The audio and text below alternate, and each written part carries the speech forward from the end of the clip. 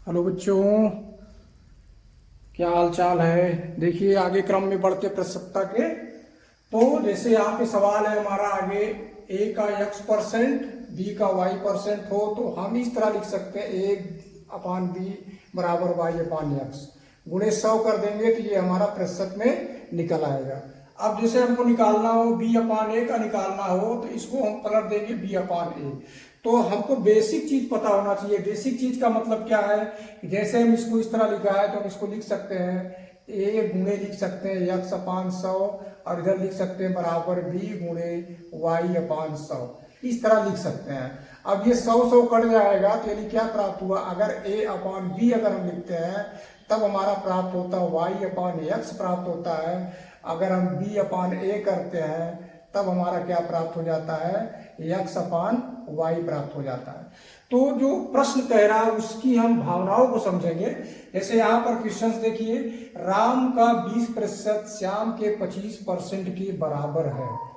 इतनी बात समझ में आ रही है। अगर हम राम को मान लें कि राम का, तो पहले इक्वेशन बनाना सीखेंगे। तो राम का 20% श्याम के कितने हैं, श्याम के 25% के बराबर है। इस तरह हम इक्वेशन बना सकते हैं कि राम के 20% श्याम के 25% के बराबर है।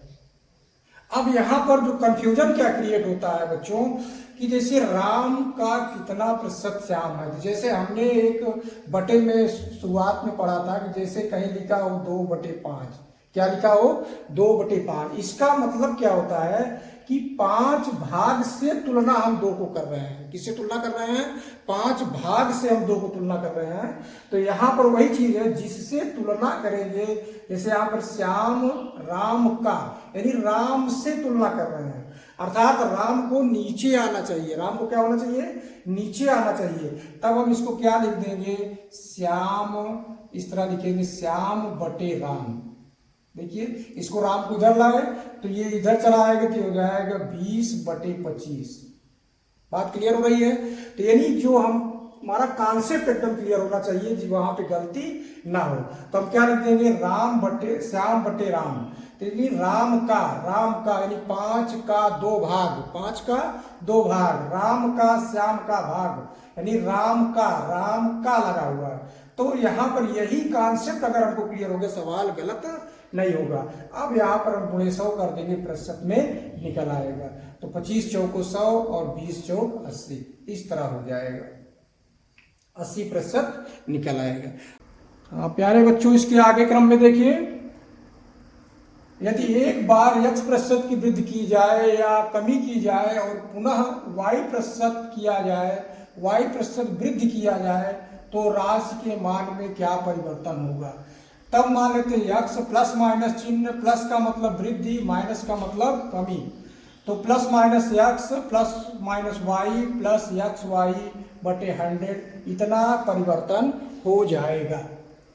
जैसे हमारा यहाँ पे सवाल है, एक व्यक्ति की आय 10% बढ़ी और पुनः 20% कमी हो गई तो आय पर क्या प्रभाव पड़ेगा, आय पर क्या प्रभाव पड़ेगा। तो अगर इसको हम लगाते हैं अब इस तरह से तो देखिए क्या पड़ जाएगा सवाल में।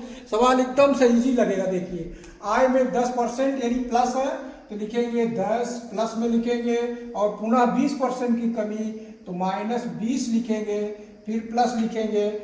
अब इसके बाद चिन्ह माइनस का शब्द आएगा, क्यों, क्योंकि कमी हो रहा है।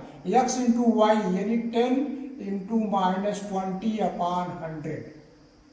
क्लियर हो रही बात। अब ये घट के आएगा, -10 हो जाएगा, और प्लस इसको लिखोगे तो -200 हो जाएगा 500। ये कट जाएगा, 0 0 कितना आ गया, -10 -2 बराबर कितना आ गया, ये आ गया -12।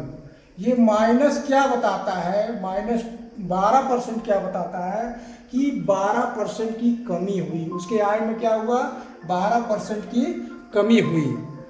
तो इस तरह जो है हम प्राप्त कर लेंगे। अगला सवाल देखते हैं इसी क्रम में। जैसे लिखा हुआ है, राम अपनी आय में 20% की कमी किया और पुनः 10% की कमी किया, यानी कमी दोनों आ गया है। तब यानी चिन्ह क्या लिखेंगे कि -10 और माइनस फिर कमी 10 पर 20%, पहले 20% तो -20 लिखेंगे, -10 लिखेंगे और फिर पुनः फिर उसी तरह -20 गुणे -10 अपान 100 इस तरह कर देंगे।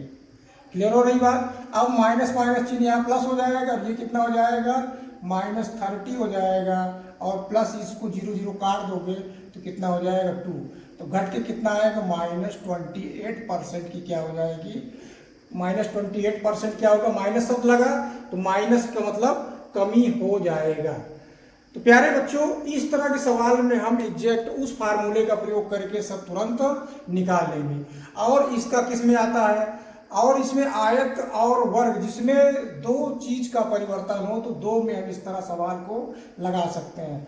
अब देखिए जैसे हमारा दिया है क्या, आयत की लंबाई 5% बढ़ाई गई तथा चौड़ाई 20% बढ़ाई गई तो क्षेत्रफल में क्या वृद्धि होगी। तो इस तरह के सवाल भी इसी ट्रिक से लगाया जा सकता है। जैसे बढ़ाई गई है 5%, तो इसका मतलब +5 हो गया, और ये भी बढ़ाई गई है तो +20 हो गया, प्लस लिखेंगे 20 × 5 अपान 100 इस तरह लिख लेंगे। अब ये हो जाएगा 25 हो गया और प्लस इसको 0 0 काट दो, 5 × 10 ये कट के कितना आ गया 1, तो 25 है 26%। तो उसके एरिया में जो डिफरेंट आया वो 26%, यहाँ साइन प्लस आ रहा है, इसका मतलब एरिया में क्या डिफरेंट आएगा, एरिया में जो डिफरेंट आया +26% यानी वृद्धि हुआ, इंक्रीज हुआ। क्या कहेंगे हम, इंक्रीज हो रहा है, यानी 26% का इंक्रीज हो रहा है। अब जैसे इस तरह का सवाल आ जाए, वर्ग की भुजा को 25% बढ़ाया जाए, तो वर्ग की भुजा जब हम बढ़ाएंगे 25%, तो भुजा का मतलब है कि वर्ग की सब सेम भुजाएं होती है, तो अगर हम भुजा बढ़ाएंगे तो दोनों तरफ से, दो तरफ से बढ़ेगा 25, तो चारों बढ़ेगा। तो लेकिन हम दो भुजा को मानते हैं, तो दोनों बढ़ेगा तो एक्सटेंड करेगा, तो दोनों में इसमें भी लिखेंगे तो क्या लिख देंगे, इसमें भी वही लिखेंगे, x और y का मान 25 यानी 25 लिख लेंगे। तो क्या लिख सकते हैं हम, लिखेंगे हम 25 + 25 + 25 + 25 अपान 100 इस तरह हो जाएगा। इसका अगर हम एक सवाल बना लेते हैं दूसरे टाइप में, अगर कहीं वर्ग की भुजा दिया हो तब एक फार्मूला हम पढ़ते हैं 2x + x² अपान 100, इस तरह से हम लगा सकते हैं। तो यहाँ पर जो लिखा हुआ, यहाँ प्लस नहीं, यहाँ पर गुणे होगा, गलती से लिख दिया था। तो प्यारे बच्चों 25 का मतलब है कि 2 बार, और x का गुणा यानी x², तो कहीं वर्ग, अगर वर्ग दिया हो तो इस फार्मूले का प्रयोग हम कर सकते हैं। तो यहाँ से देखिए अब इसको हम जोड़ लेंगे तो हो जाएगा, कितना हो जाएगा 50, और ये कट जाएगा 25 चौको 100, इसको काट लोगे कितना हो जाएगा, भाग करके देख लीजिए कितना हो जाएगा, 4 × 24.25 इतना होगा, जोड़ोगे तो आएगा 56.25% की वृद्धि हो जाएगी। तो एरिया में कितना डिफरेंट आया, एरिया में जो अंतर आया वो 56.2% आया।